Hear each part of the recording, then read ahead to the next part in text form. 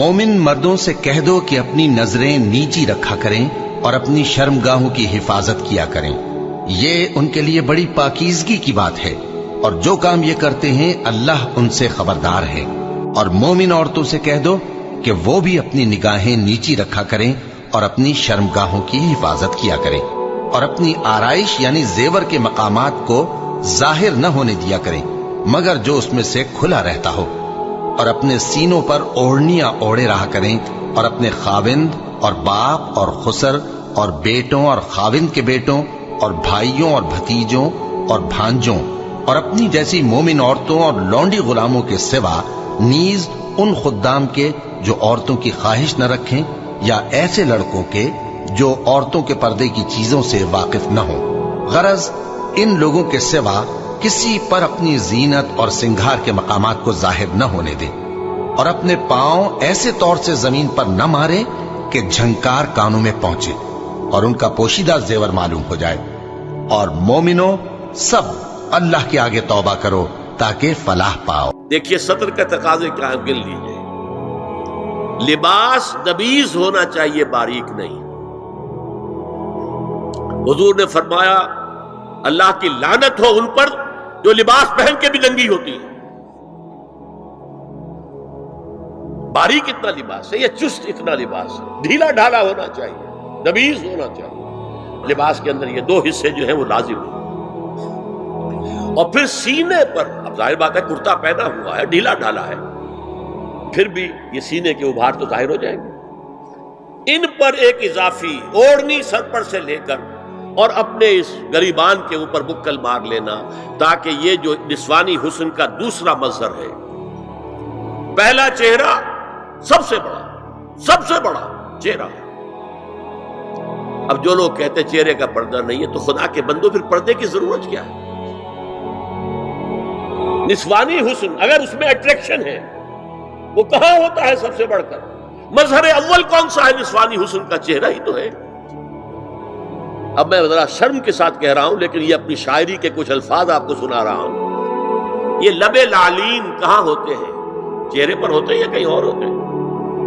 ये आरिज़े गुलगू ये कहां होते हैं? चेहरे पर होते हैं या कमर में लगे होते हैं? ये चाहे ज़क़न, ठोड़ी में अगर कुछ खड्डा पड़ा हुआ हो, चाहे ज़क़न, ये तारीफें जो शायरी में होती हैं, ये कहां होता है? ये मिजगा के तीर ये कहां होते हैं? ये नरगिसी आंखें ये कहां होती हैं? और सुतवा नाक ये कहां होती है? चेहरा ही तो है। सबसे बड़ी अट्रैक्शन तो चेहरा। उसी को ना छुपाया तो फिर और क्या छुपाया? हां, दूसरी चीज, छाती के उभार बहुत अट्रैक्टिव होते हैं इंसान के लिए। उसके लिए यह है कि वलियद्रिबना बिखुमुरिहिन्ना अला जुयूबिहिन्ना। कुर्ता भी नबीज कपड़े का हो, कुर्ता जो है ढीला ढाला भी हो, शलवार और नबीज तर कपड़े की हो, ढीली ढाली हो, और ओढ़नी का बुक्कल जो है अपने सीने पर मार लिया जाए। अब इसके बाद फरमाया वला युब्दीना ज़ीनतहुन्ना इल्ला लिबुलतिहिन्ना। अब यहां ये जीनत का लफ्ज आ रहा है चेहरे के लिए, और चेहरे ही में कुछ सिंगार भी होता है।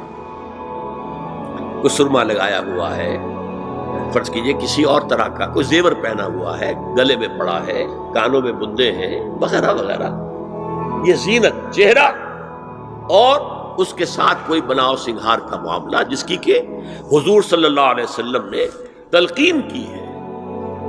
औरत को घर में बनसवर कर रहना चाहिए, शौहर के लिए अट्रैक्टिव रहना चाहिए।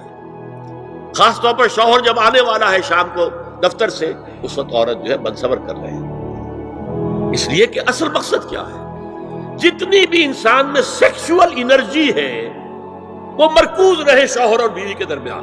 यह फलसफा है, इधर उधर निगाह जाए ना। जितना ये bond of love in spouses के दरमियान मजबूत होगा, उतना ही खानदान का इदारा मजबूत, सेहतमंद और अगली औलाद की तरबियत के लिए मुस्बत माहौल। अब इनके लिए कहा गया कि चेहरे की जीनत और चेहरे के ऊपर अगर कोई بناؤ سنگھار ہے، زیور ہے، تو اس کی زینت نہ ظاہر کریں، مگر اب یہ یہاں تفصیلی آئی ہے، جو محرم ہے ان کی تفصیل، اور میں بیان کر چکا ہوں محرم وہی ہے صرف جن سے کبھی کسی حال میں شادی نہیں ہو سکتی، بھائی سے کسی حال میں شادی نہیں ہو سکتی، باپ سے، دادا سے، چچا سے کسی حال میں شادی نہیں ہو سکتی، ماموں سے کسی حال میں شادی نہیں ہو سکتی۔ ہاں چچا کے بیٹے سے ہو سکتی ہے، وہ نامحرم ہے، ماموں اور خالہ کے بیٹے سے ہو سکتی ہے، وہ نامحرم ہے۔ تو فرمایا کن کے سامنے ظاہر کر سکتی ہے؟ الا لبعولتہن، سب سے بڑھ کر تو شوہر، او آبائہن، اور یہ آپ نے باپ، اچھا باپوں میں نوٹ کی دیے، باپ حقیقی ہو، اخیافی ہو، اللاتی ہو یا رضاعی ہو، یہ چاروں قسم کے باپ اس میں شامل ہیں۔ جس عورت نے دودھ پلایا تھا اس کا شوہر بھی باپ بن گیا۔ او آبائے بعولتہن، اپنے شوہروں کے باپ، یا ابنائہن، ان کے اپنے بیٹے، بیٹوں میں بھی آئیں گے چاروں، اللاتی، اخیافی، عینی اور رضاعی۔ او ابنائے بعولتہن، اور اپنے شوہروں کے بیٹے، ہو سکتا ہے شوہروں کی اور بیویاں بھی ہوں تو ان کے بیٹے بھی، جو ستیلے بیٹے ہیں وہ بھی محرم ہیں، ان سے کسی شکل میں کبھی شادی نہیں ہو سکتی۔ او اخوانہن، یا ان کے بھائی، او ابنائہن، یا اپنے بیٹے، او ابنائے بعولتہن، یا اپنے شوہروں کے بیٹے، او اخوانہن، یا اپنے بھائی، او بنی اخوانہن، یا اپنے بھائیوں کے بیٹے، او بنی اخواتہن، اپنا بھتیجا، اپنا بھتیجا شوہر کا بھتیجا نہیں، اپنا بھتیجا محرم ہے، اپنا بھانجا محرم ہے، شوہر کا بھانجا محرم نہیں ہے۔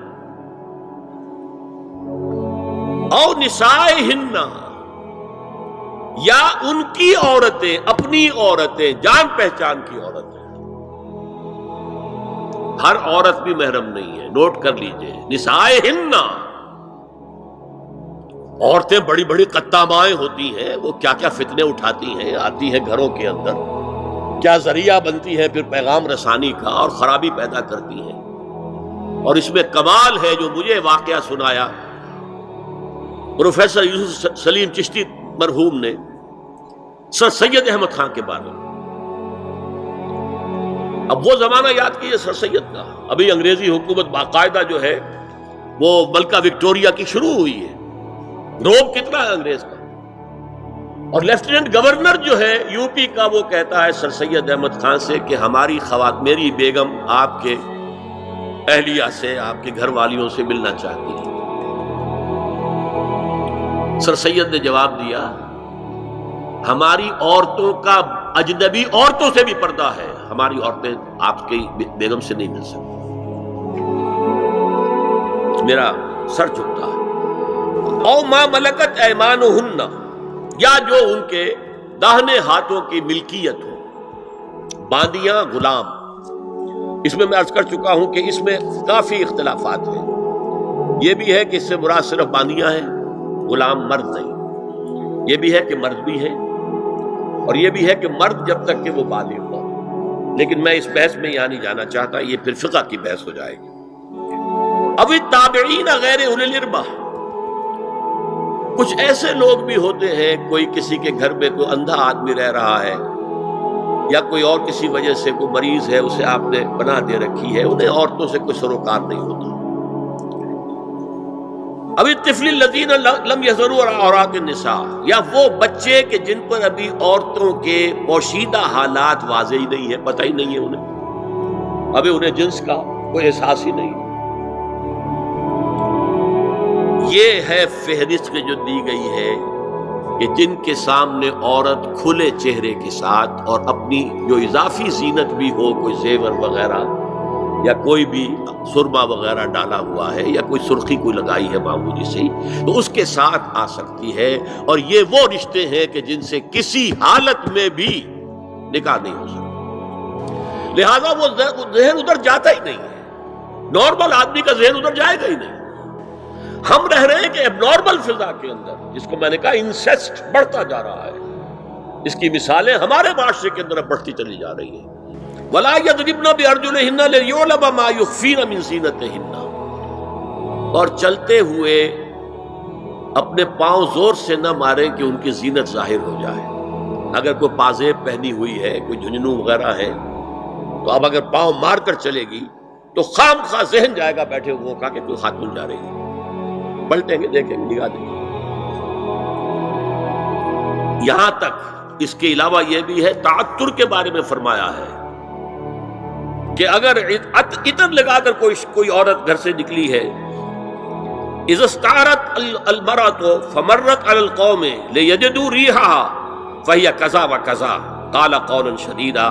اس ابو داؤد کی روایت حضور نے فرمایا جب کوئی عورت عطر لگا کر، خوشبو لگا کر نکلتی ہے کہ لوگ اس کی خوشبو سونگیں یا اس پر مطلع ہو جائیں تو ایسی ہے، ایسی ہے. بہت سخت الفاظ حضور نے استعمال کیے کہ جس کو راوی نے نقل نہیں کیا.